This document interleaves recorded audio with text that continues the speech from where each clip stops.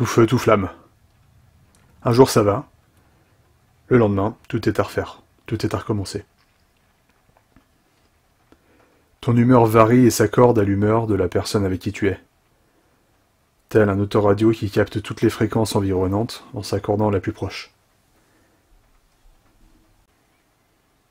Ton partenaire t'envoie des pics lancés sans aucune raison apparente, comme des frustrations qui te sont renvoyées au visage, sans que l'un ou l'autre ne puissiez les expliquer ni en déterminer la source. Tu as envie de lui faire plaisir. Et de ton point de vue, tu te plies en quatre pour lui ou elle. Et il ou elle te demande quelque chose, et lorsque tu t'exécutes, ce n'est pas assez. Il n'est pas satisfait.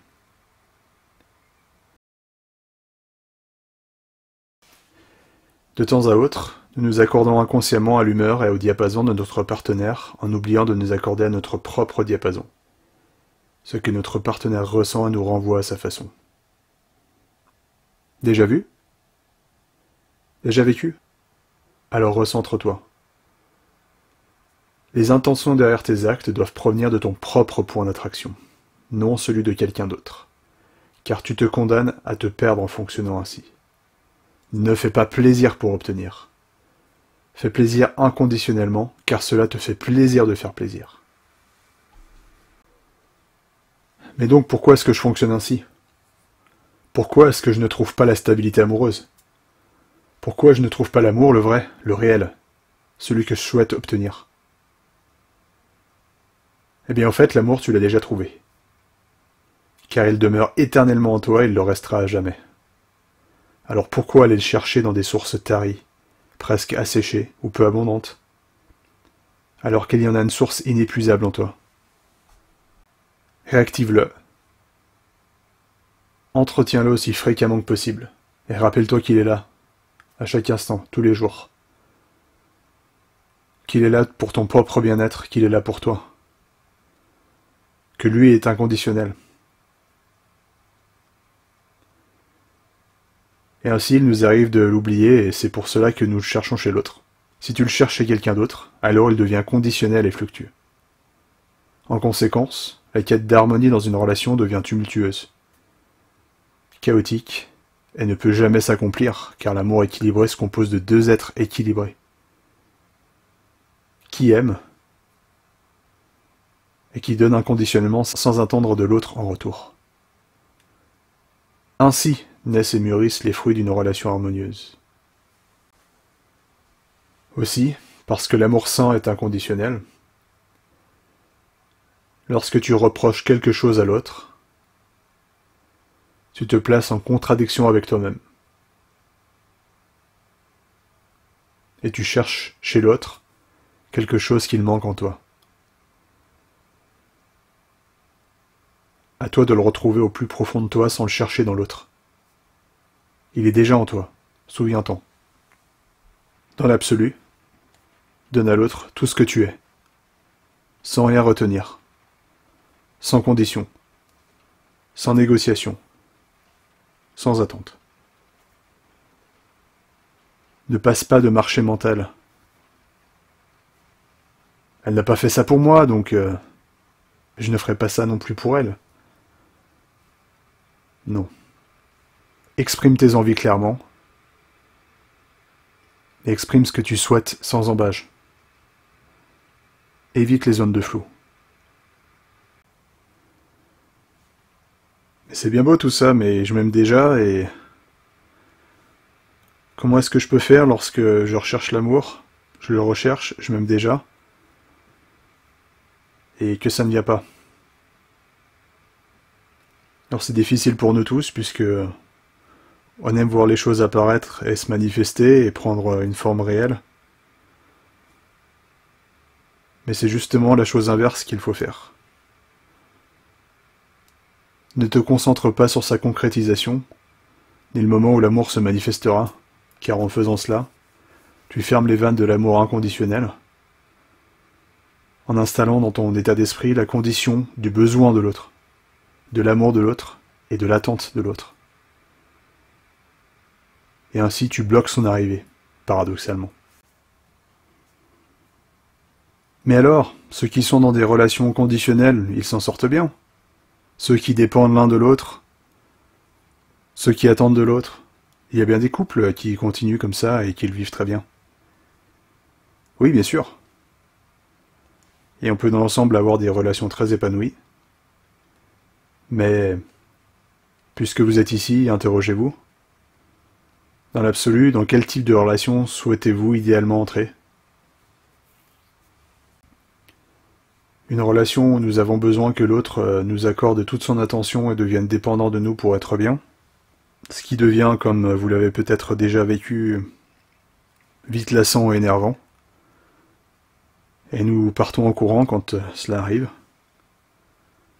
Nous avons besoin de respirer, de réfléchir et puis de prendre un peu l'air. Ou bien au contraire, une relation dans laquelle notre partenaire est libre d'avancer et de contrôler son état d'esprit, ses sentiments, ses émotions, et arrive à s'épanouir librement et peut nous offrir le meilleur de lui-même en retour.